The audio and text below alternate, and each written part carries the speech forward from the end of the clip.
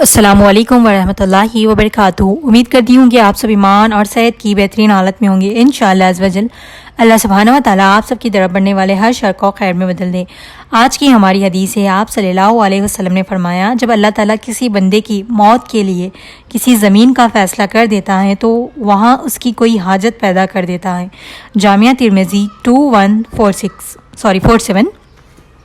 تو دیکھیے، ہم کہتے ہیں نا کہ کوئی انسان یہاں، ابھی دیکھیے ہم لوگ یہاں رہتے ہیں حیدرآباد میں، تو اگر ہماری ڈیتھ اللہ سبحانہ و تعالیٰ نے کسی اور کنٹری میں کسی اور جگہ پر رکھی ہے تو وہیں پر انسان کی اس کی ڈیتھ ہوتی ہے۔ بہت سے لوگ کہتے ہیں نا کہ یہاں تھی وہ انسان وہاں جا کر مر گیا، اس طرح سے۔ تو دیکھیے، ہماری موت کا فیصلہ اللہ کے ہاتھ میں ہے۔ اللہ نے ہماری موت کہاں پر لکھی ہے وہیں پر جا کر انسان کی موت ہونی ہے۔ اب بہت سے لوگ ایسے ہوتے ہیں کہ انڈیا میں ہوتے ہیں، ان کی موت دبئی میں، اس طرح ادر کنٹریز میں ہو جاتی ہے اور وہیں پر وہ دفن ہو جاتی ہے، کیونکہ اللہ سبحانہ و تعالیٰ نے ان کی ڈیتھ وہیں پر لکھی ہے اور وہیں پر ان کو وہاں پر تدفین ہونا تھا۔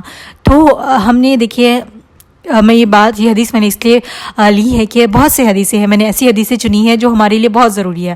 تو دیکھیے، ہم کہتے ہیں نا کہ اس انسان کو وہیں پر مرنا تھا، اس طرح کی چیزیں کہتے ہیں، وہ انسان ایسے مر گیا ویسے مر گیا۔ دیکھیے، جو شکایت ہے، جو موت تو صرف جو کہتے ہیں نا، اگر کسی کی ڈیتھ ہو گئے تو اس کے ڈیتھ کے پیچھے کوئی ایک وجہ ہوتی ہے۔ اب دیکھا جائے نا، میں نے ابھی موسٹلی جتنے بھی بچپن سے لے کر آج تک سنتی آ رہی ہوں نا، کہتے کہ اس انسان کی ڈیتھ اس وجہ سے ہوئی ہے۔ کوئی یہ نہیں کہتا کہ یہ صرف اللہ کی امانت ہے، ہم سب کو اللہ کی طرف لوٹ کر جانا ہے، انا للہ و انا الیہ راجعون۔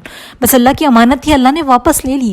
لوگ ایسے نہیں بولتے، لوگ ایسے بولتے ہیں کہ اس کو جو کسی کی ڈیتھ ہو گئی، ایون اگر کوئی انگیج میں مر گیا، کوئی ایون 90 ایئرس میں مر جائیں، 100 کراس بھی کر مر جائیں، تو وہ اس سے کہتے ہیں کہ اس ڈیسیز کی وجہ سے مر گیا، ایسا ہونے کی وجہ سے مر گیا۔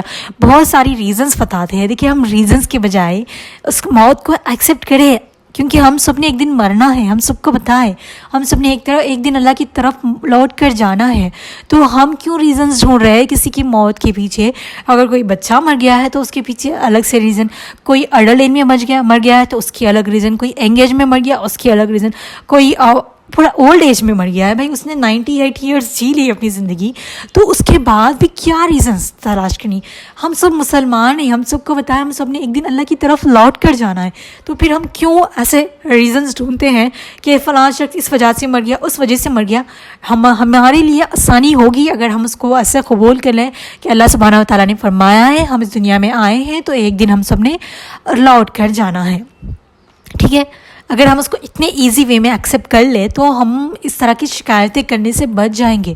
ایک چھوٹی چھوٹی بات پر اتنی ساری کسی کی ڈیتھ پہ نا اتنی ساری باتیں بنائی جاتی ہیں، وہ فلاں پیشنٹ نا ہارٹ اٹیک کی وجہ سے مر گیا، وہ ہاسپٹل لے کر جاتے تو بچ جاتا، یہ ہاسپٹل لے کر جاتے تو بچ جاتا۔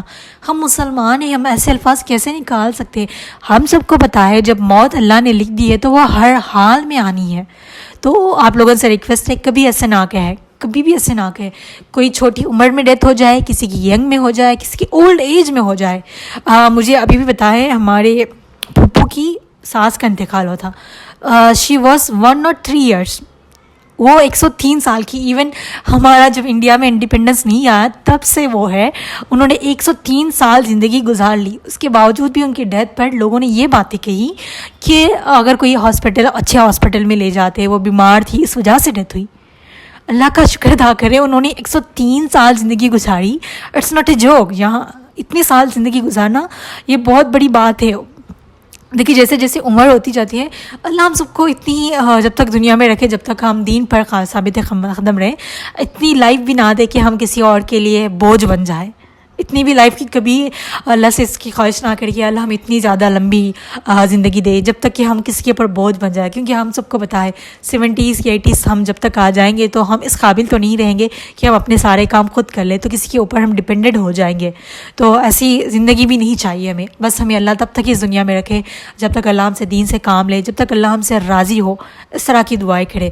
تو کبھی ایسی باتیں نہ کرے کسی کی ڈیتھ پر کہ یہ ہو گیا وہ ہو گیا، بہت ساری ریزنس نہ بنائیں۔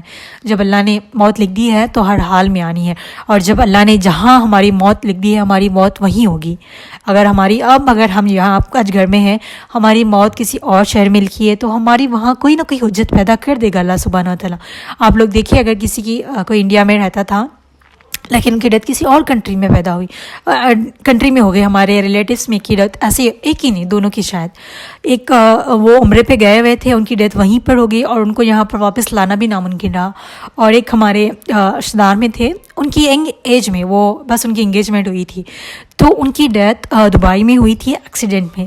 لیکن ان کو وہاں سے یہاں پر انڈیا لایا گیا آفٹر 15 days. ڈیتھ وہاں پر ہوئی لیکن ان کو دفن یہیں پر کیا گیا ہمارے سٹی میں.